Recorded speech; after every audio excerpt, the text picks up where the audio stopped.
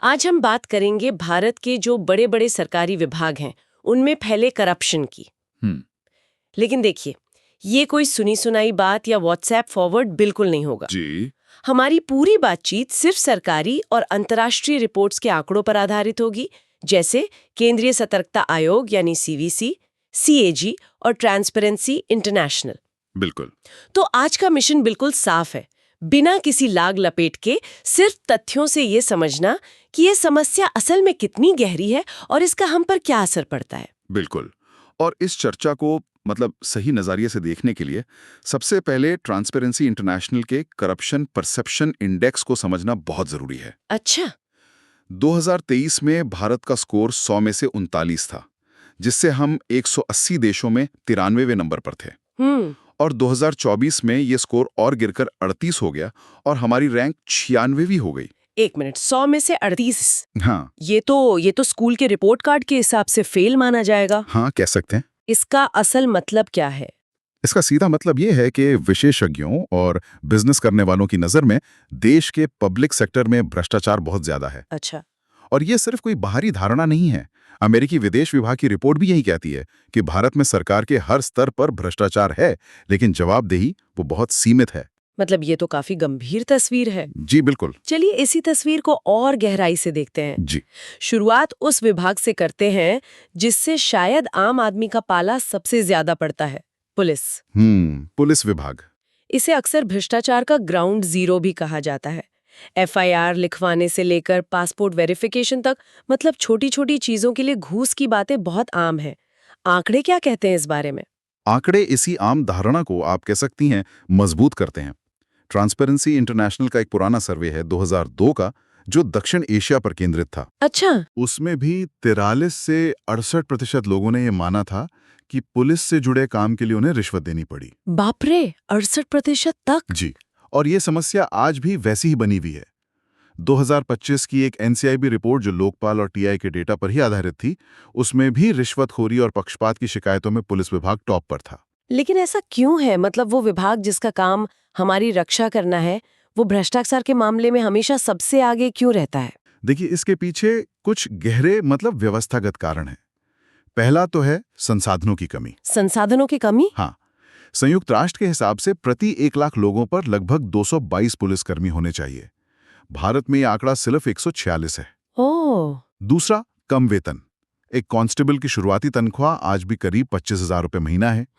और शायद सबसे बड़ा कारण है राजनीतिक दखलंदाजी, जो उन्हें स्वतंत्र रूप से काम करने से रोकती है। तो जब सिस्टम में इतनी कमजोरियां होंगी, तो भ्रष्टाचार को तो पनपने का मौका मिल ही जाता है। ये तो बहुत चिंता की बात है। मतलब जो हमारी रक्षा के लिए हैं, उन्हीं से बचाने की नौबत आ गई है। ये तो एक तरह से विश्वास का संकट है। बिल्कुल। और इसका असर सिर्फ पैसे के लेन देन तक तो सीमित नहीं रहता होगा। नहीं, बिल्कुल नहीं। इसका असर बहुत ज्यादा गंभीर है। जब जवाबदेही कम होती है, तो ताकत का गलत इस्तेमाल होता है। इसका सीधा संबंध न्यायतर हत्याओं यानी एक्स्ट्रा जुडिशियल किलिंग्स और हिरासत में होने वाली मौतों जैसी घटनाओं से भी जुड़ता है। ओह। ये दिखाता है कि जमीनी स्तर पर भ्रष्टाचार कैसे लोगों के जीवन और मृत्यु का सवाल बन सकता है। पुलिस से आगे बढ़ें तो न्याय का दूसरा और सबसे महत्वपूर्ण स्तंभ आता है हमारी न्यायपालिका। यहाँ का एक आंकड़ा मुझे हमेशा चौंका देता है। हाँ। नेशनल जुडिशियल डेटा ग्रिड के 2023 के आंकड़ों के मुताबिक देश की अदालतों में 4 करोड़ से ज्यादा केस पेंडिंग है। जी, 4 करोड़ से भी ज्यादा। ये सिर्फ एक नंबर नहीं है, ये 4 करोड़ उम्मीदें हैं जो इंसाफ का इंतजार कर रही हैं।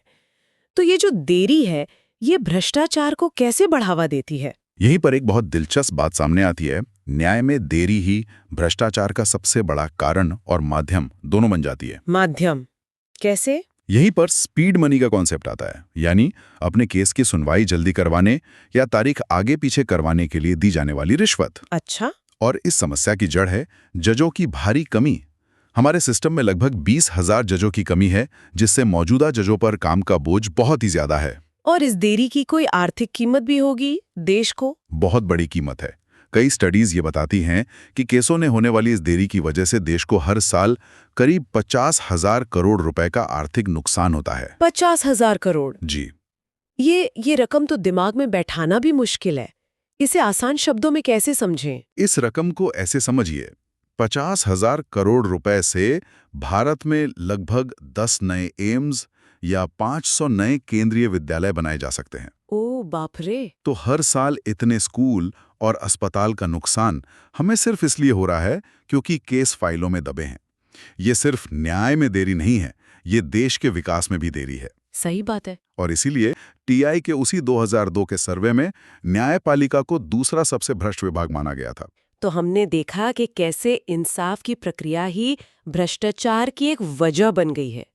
लेकिन भ्रष्टाचार सिर्फ कोर्ट कचहरी तक सीमित तो है नहीं। नहीं, बिल्कुल नहीं। ये हमारी रोजमर्रा की जिंदगी में भी घुस चुका है, खासकर जब हम देश की जीवन रेखा यानी भारतीय रेलवे की बात करते हैं। 13 लाख कर्मचारियों के साथ ये दुनिया के सबसे बड़े संस्थानों में से एक है।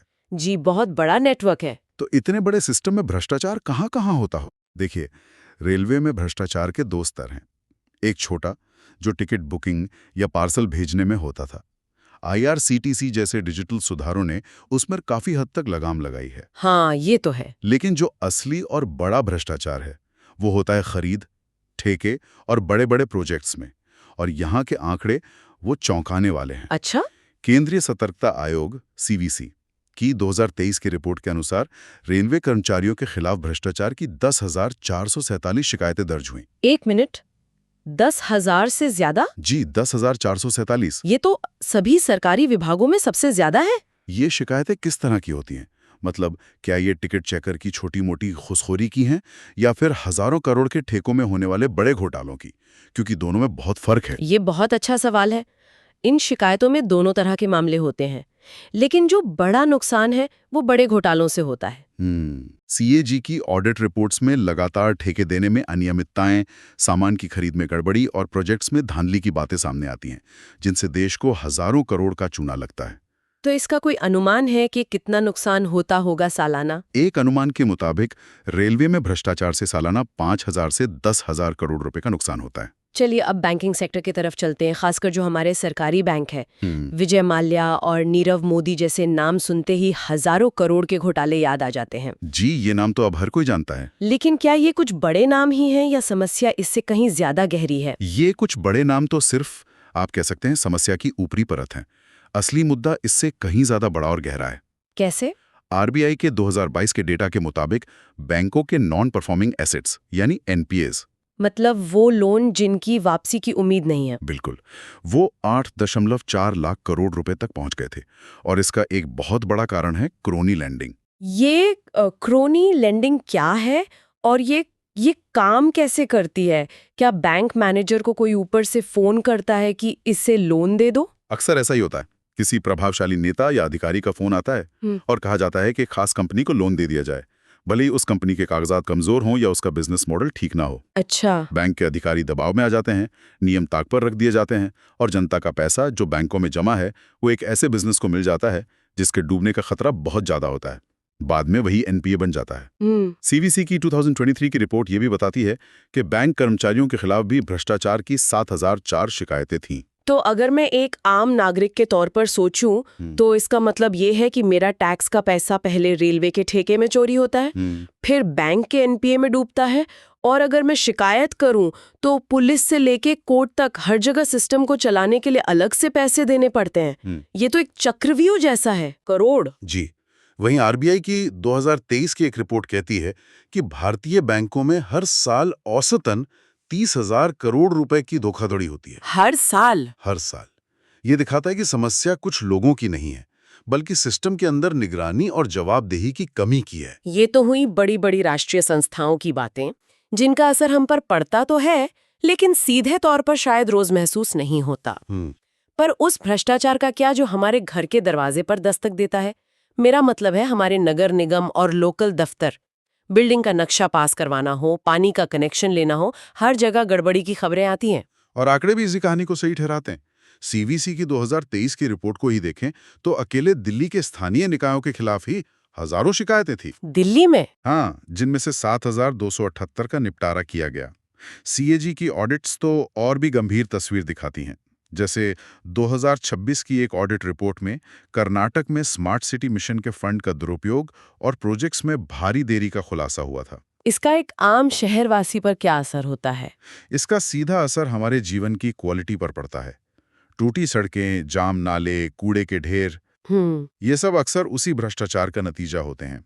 एक अनुमान है कि अवैध निर्माणों को नियमित करने और उनसे जुड़े भ्रष्टाचार के कारण देश को सालाना लगभग 10,000 करोड़ रुपए का नुकसान होता है। 10,000 करोड़? जी, ये वो पैसा है जो हमारे शहरों में बेहतर पार्क, स्कूल और अस्पताल बनाने पर खर्च हो सकता था। हमने कुछ बड़े सेक्टर्स पर तो काफी विस्तार से बात की। हाँ। क्या कुछ और जरूरी विभाग हैं जहां भ्रष्टाचार की जड़ें गहरी हैं, जैसे टैक्स, स्वास्थ्य या शिक्षा? जरूर। और इन क्षेत्रों में भ्रष्टाचार का असर तो सीधे सीधे देश के भविष्य पर पड़ता है। चलिए 3-4 जरूरी विभागों को एक साथ देखते हैं। ठीक है। पहला, राजस्व या टैक्स विभाग। एक सर्वे में 47% लोगों ने इसे भ्रष्ट माना था।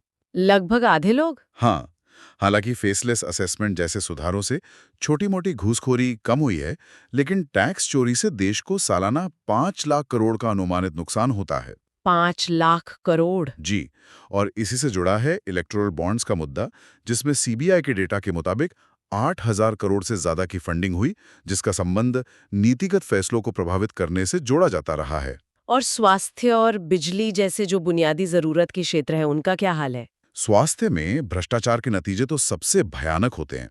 सीवीसी ने तो कोविड के दौरान हो रहे भ्रष्टाचार को दूसरी महामारी तक कह दिया था। बाप रे! दवाओं की खरीद और अस्पताल में भर्ती तक में धांधली होती है।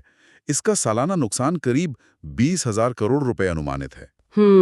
वहीं बिजली विभाग में मीटर से छेड़छाड़ और बिजली चोरी से देश को सालाना 50,000 करोड़ का चूना लगता है। 50,000 करोड़? और आरटीओ या परिवहन विभाग का तो हाल हम सब जानते हैं। लाइसेंस बनवाने के लिए 42% लोगों को रिश्वत देने का अनुभव है। अगर हम सिर्फ स्वास्थ्य, बिजली और आरटीओ जैसे कुछ विभागों को ही जोड़ लें, तो ये आंकड़ा तो बहुत ही बड़ा हो जाएगा। हाँ, अगर हम सिर्फ स्वास्थ्य, बिजली और आरटीओ को ही देख लें, तो भ्रष्टाचार और चोरी से होने वाला सालाना नुकसान लगभग 80,000 करोड़ रुपए का है। 80,000 करोड़? जी, और ये रकम भारत के सालाना स्वास्थ्य बजट के करीब है। क्या बात कर रहे हैं? मतलब हम भ्रष्टाचार में लगभग उतना पैसा गंवा रहे हैं जितना पूरे देश के स्वास्थ्य पर खर्च कर सकते थे। शिक्षा में भी शिक्षक भर्ती घोटाले और शिक्षकों की अनुपस्थिति से हजारों करोड़ का नुकसान हर साल होता है। तो इन सभी आंकड़ों और तथ्यों को एक साथ रखकर देखें तो क्या तस्वीर बनती है? पुलिस, अदालत, रेलवे, बैंक से लेकर हमारे मोहल्ले के नगर निगम तक, ऐसा लगता है कि कोई भी कोना अछूता नहीं है। ये सिर्फ अलग-अलग विभागों की समस्याएं नहीं है, ये सब एक दूसरे से जुड़ी हुई हैं। बिल्कुल, ये एक व्यवस्थागत समस्या है। ट्रांसपेरेंसी इंटरनेशनल भी अपने रिपोर्ट में यही कहता है कि भारत में भ्रष्टाचार से लड़ने के लिए राजनीतिक इच्छाशक्ति की स्पष्ट कमी दिखती है। और इसका कुल आर्थिक प्रभाव कितना है? अगर इसके कुल आर्थिक प्रभाव को देखें तो अलग अलग अनुमानों के मुताबिक भ्रष्टाचार की वजह से भारत को अपनी जीडीपी का 2 से 5% हिस्सा हर साल खोना पड़ता है। 2 से 5%? जी, ये वो पैसा है जो गरीबी मिटाने, रोजगार पैदा करने और देश को आगे ले जाने में लग सकता था। तो इसका समाधान क्या है? सीवीसी और सीएजी जैसी संस्थाएं तो हैं ही, हम डिजिटल इंडिया की बात भी करते हैं। क्या ये सब काफी नहीं है? देखिए, ये बहुत जरूरी कदम है, लेकिन जैसा कि हमने आंकड़ों में देखा, प्रगति बहुत धीमी है। सीवीसी और सीएजी को और ज्यादा स्वायत्तता और ताकत देने की जरूरत है, ताकि वो बिना किसी दबाव के काम कर सकें। डिजिटल पारदर्शिता छोटे स्तर के भ्रष्टाचार को कम करने में असरदार है, लेकिन जो बड़े नीतिगत स्तर के घोटाले हैं, उन्हें रोकने के लिए राजनीतिक और चुनावी सुधारों की जरूरत है। तो अंत में बात जवाबदेही पर आती है। अंत में सारी बात आकर जवाबदेही पर ही टिकती है। जब तक बड़े पदों पर बैठे लोगों को जिम्मेदार नहीं ठहराया जाएगा, तब तक जमीनी स्तर पर बड़ा बदलाव लाना मुश्किल है। और यहीं पर हम अपने श्रोताओं के लिए एक सवाल छोड़ना चाहेंगे। हमने संस्थागत भ्रष्टाचार के आंकड़े देखे, उसके असर को समझा। अब सोचने वाला आखिरी सवाल ये है कि जब शीर्ष स्तर पर जवाबदेही कमजोर दिखाई देती है, तो जमीनी स्तर से बदलाव लाने के लिए एक आम नागरिक की जागरूकता और पारदर्शिता की मांग कितनी महत्वपूर्ण भूमिका निभा सकती है।